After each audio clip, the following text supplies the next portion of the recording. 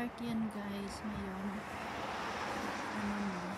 Ano kasi is na kasi kaya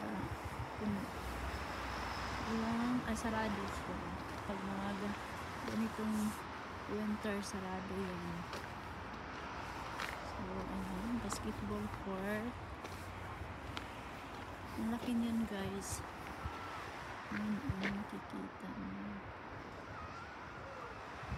Ang ganda. May swimming pool din.